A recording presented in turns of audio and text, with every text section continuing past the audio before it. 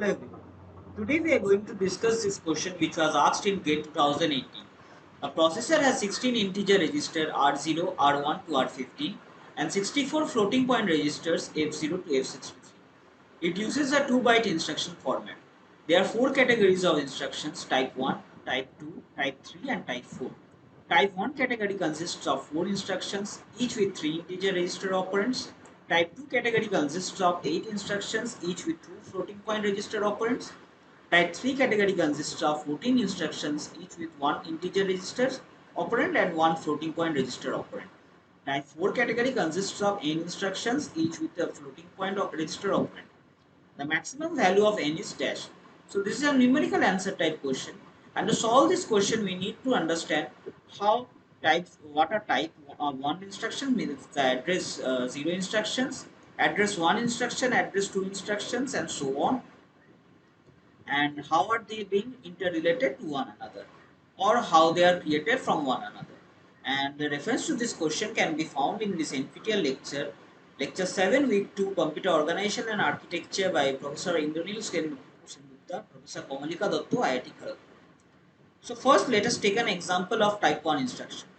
So this is a rough diagram of the type 1 instruction where there is an opcode, integer register 1, integer register 2, integer register 3, since there are 3 integer registers in this instruction. So the total bits which are required for to represent the operand will be 3 into 4 bits in all together to represent the 3 integer registers, and 4 bits are required for the opcode. So total type 1 instruction possible will be 2 to the power 4, which is equals to 16. Since there are 4 bits required for the opcode, so 2 to the power 4 equals to 16. Opcodes are possible, instructions are possible for type 1. Now it was given in the question that only 4 type 1 instructions are possible in the system. Hence, the unused instructions will be 16 minus 4, which is equals to 12. Now these 12 instructions will be used to create the type 2 instruction. So this is the rough diagram of the type 2 instruction where there is an opcode, floating register 1, floating register 2, since it was given that there are 2 floating point register in this instruction.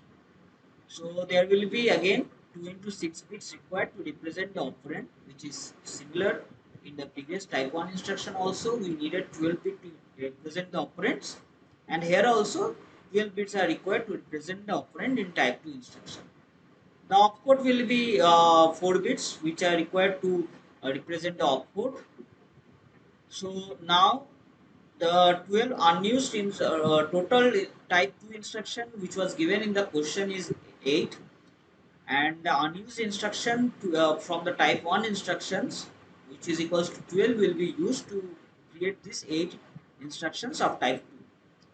So again, the unused instructions after creating of type 2 instructions will be 12 minus 8 equals to 4. So there will be 4 unused instructions from type 2 which will be further used to create the type 3 instruction. Now this is the rough diagram of the type 3 instruction where there is an opcode, one integer register, one floating register, and now 10 bits are required to represent the operands in this type 3 instruction. In the previous type 2 instruction, type 1 instruction, we required 12 bits to represent the operand, but now we require 10 bits to represent the operand. The opcode will be 6 bits long.